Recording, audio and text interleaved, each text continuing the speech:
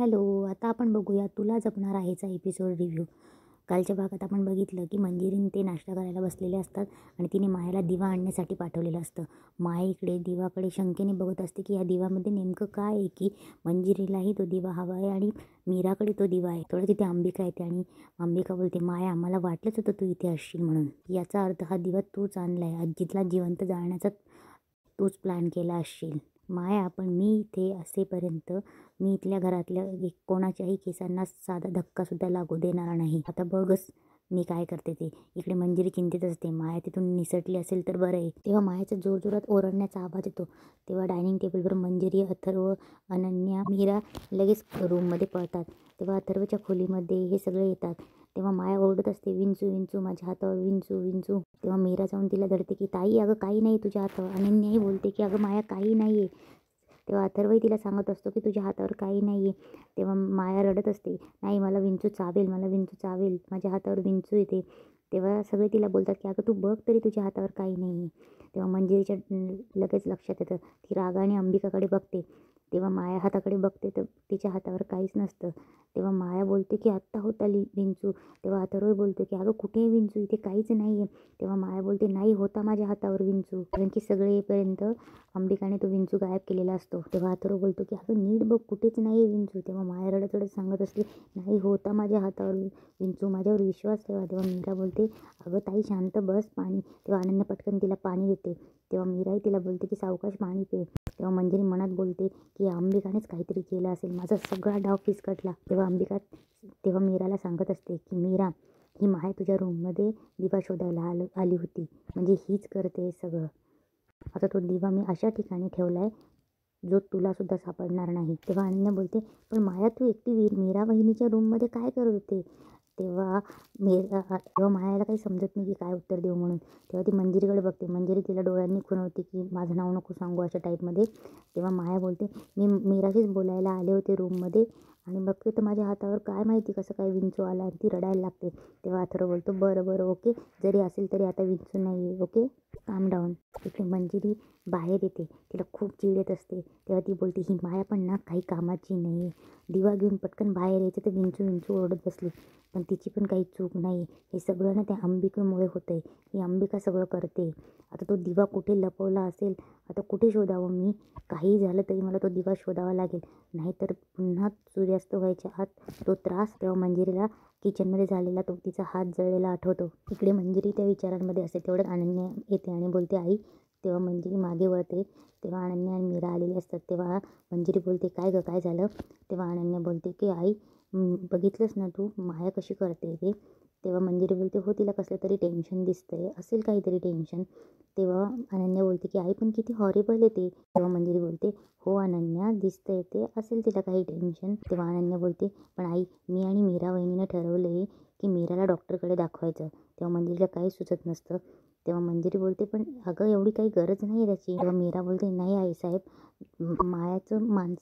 ताईचं मानसिक संतुलन बिघडण्याच्या आत आपण तिला डॉक्टरांकडे काहीतरी ट्रीटमेंट घेतली पाहिजे. तेव्हा मंजिरी बोलते की ठीक आहे, गरज असेल तर करूयात तसं. तेव्हा मीरा बोलते ठीक आहे मी बघते आणि मीरा तिथून चालली जाते. तेव्हा मंजिरी मनात बोलत असते, या दोघी बहिणींना मला खूप त्रास देत आहे. माया माझ्या हातचं प्याद आहे, पण तिचे खूप हाल करतायत. इकडे मीरा येत असते. तेव्हा तिथे अंबिका येते. अंबिका बोलते की मीरा काय म्हणाल्यात आईसाहेब. तेव्हा मीरा बोलते, आईसाहेब म्हणाल्या की आपण तिला डॉक्टरांकडे दाखवूयात म्हणून. तेव्हा मीरा बोलते, पण ताई मला एक कळत नाही, जी माया अघोरी दिवा आणू शकते, आजीला बोलवून आजीला जिवंत जाळण्याचा प्रयत्न करू शकते, ती माया एका विंचूला घाबरली. तेव्हा अंबिका बोलते, नाही मीरा, मला नाही वाटत हे सगळं माया एकटी किंवा स्वतः करत असेल, पण ही सगळं हे आणते कुठून हे शोधावं लागेल. तेव्हा मीरा बोलते, बरोबर आहे तुझं, पण ती काय करते, कुठे जाते, हे सगळं आपलं शोधायला हवं. तेवढं तिथे माया आलेली असते आणि माया मीराला एकटीला बोलताना बघते आणि बोलते, बोललीस, आणि पुढे येते. माया पुढे येते आणि बोलते की मला सांग, बोललीस तू कोणाशी तरी आत्म्याशी बोलते ना, खरं बोल, तू आत्म्याशी बोलते ना. तेव्हा मीराला आणि अंबिकाला हसायला येत असतं. माया बोलते, मला सगळ्यांसमोर खोटं पाडतेस, म्हणजे तुझ्या या भूताने माझ्या हातावर विंचू सोडला आणि तू सगळ्यांसमोर मला खोटं पाडलं, मी खरं बोलत होते. तू काहीतरी ब्लॅक मॅजिक करते, मला माहिती आहे, मी तुला बघितलं आहे बोलताना. कुठे तेव्हा माया सैरभैर इकडे तिकडे शोधत असते. तेव्हा अंबिका हसायला लागते आणि बोलते, मीरा चल ना आपण हिच्यासोबत एक गंमत करूया. तेव्हा अंबिका बोलते की तिचं लक्ष दुसरीकडे आहे, चल आपण पटकन गंमत करूया. तेव्हा अंबिका मीराचा हात धरून बाहेर येते आणि खाली हॉलमध्ये येते. तेव्हा माया तिच्या मागे पळत असते. कुठे चाललीस? मला तुझं सत्य कळलं आहे. तुझ्यासोबत कोणतरी आहे ना, तू कोणाशी तरी बोलते ना. तेव्हा मीरा हॉलमध्ये अथर्व आणि अनन्या असतात. तेव्हा अंबिका बोलते, थांब इथे. तेव्हा माया सगळ्यांसमोर तिला ओरडत असते की तुझं सत्य मी सगळ्यांना सांगणार आहे आता, तू कोणाशी तरी बोलते म्हणून. तेव्हा मीरा असं चेहरा करते की जसं तिला काही माहीतच नाही आहे. तेव्हा अथर्व आणि अनन्या शॉक होऊन त्यांच्याकडे बघत असतात. तेव्हा अनन्या बोलते की वहिनी काय झालं आहे? तेव्हा मीरा बोलते की अनन्याताई काहीच नाही झालं आहे. तेव्हा माया चिडून बोलते की काही नाही, काय कळू दे सगळ्यांना, भूत किंवा आत्मा काय पाळून ठेवलंयस ना, कळू दे सगळ्यांना. तेव्हा अनन्या बोलते की माया काय बोलतेस हे? तेव्हा माया बोलते, अगं अनन्या मी खरं बोलते, ही मीराना ब्लॅक मॅजिक करते. हिने आत्मा भूत काय पाळून ठेवलंय ना. मी गटारात गेली होती ना, मी एकटी गेली नव्हती, माझ्यासोबत कोणतरी होतं. ह्या मीराच्या भूताने मला तिथे सोडलं होतं. आता पण विंचू होता ना माझ्या हातावर, मी काहीच नाही केलं, हिच्या भूताने माझ्या हातावर विंचू सोडला. तेव्हा मीराचा चेहरा असा असतो की तिला काही माहीतच नाही आहे आणि अंबिकाला खूप हसायला येत असतं. तेव्हा माया बोलते, मी खरं बोलते, प्लीज माझ्यावर विश्वास ठेवा.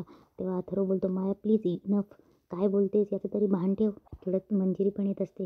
तेव्हा माया सांगत असते की अथर्व प्लीज माझ्यावर विश्वास ठेव, ही मीरा काहीतरी ब्लॅक मॅजिक करते, हिच्यासोबत कोणीतरी आहे. थोड्यात मंजिरी मनात बोलते की माया बिथरली, चुकून हिने माझं नाव घ्यायला नको. तेव्हा मंजिरी पुढे येते.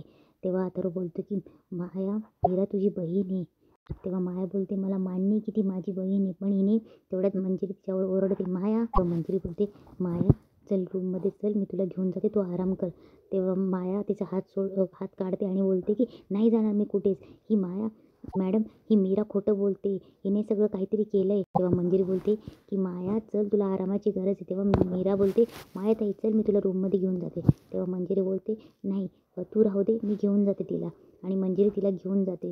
तेव्हा माया तिला कन्व्हिन्स करत असते की मॅडम ती काहीतरी मीरा करते, असं तसं बोलत बोलत ते जात असतात. तेव्हा अंबिका मीराला बोलते, मीरा या मायाला जन्माच्या अद्दल घडवते की नाही तू बघच. मग मंजिरी मायाच्या खोलीत घेऊन येते, दरवाजा बंद करते. तेव्हा माया तिला कन्व्हिन्स करत असते की मॅडम मी खरं बोलते, ते विंचूचं पण खरं होतं. तेव्हा मंजिरी बोलते की माया शांत राहा, मला माहिती तू खरं बोलते, आता जे काही होणार आहे त्यासाठी तू तयार राहा.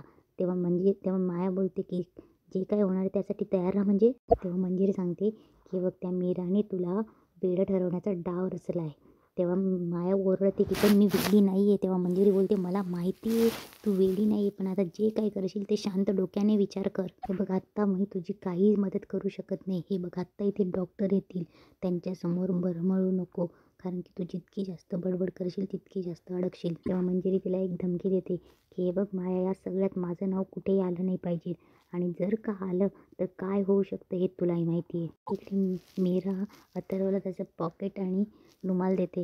तेव्हा मीरा जायला लागते. तेव्हा अथर्व बोलतो की मीरा, मला माहिती आहे तू मायाला घेऊन जरा टेन्स आहेस, मला माहिती आहे की ती स्ट्रेसमुळे असं वागते, आपण डॉक्टरांना भेटू, तोवर तू जास्त स्ट्रेस घेऊ नकोस. मीरा अथर्वशी नजर मिळवत नसते, ती हो बोलते आणि जायला लागते. तेव्हा अथर्व पुन्हा बोलतो मीरा, आणि मीराजवळ जातो आणि बोलतो की मीरा, मला तुला काहीतरी विचारायचं आहे. तेव्हा मीरा बोलते काय? तेव्हा अथर्व बोलतो की काल रात्री तू सोफ्याजवळ झोपली होतीस. तेव्हा मीरा बोलते, ते तुम्हाला रात्री थंडी वाजत होती म्हणून तुमच्या अंगावर चादर घालावी म्हणून आली होती. तेव्हा अथर्व बोलतो, आणि मग?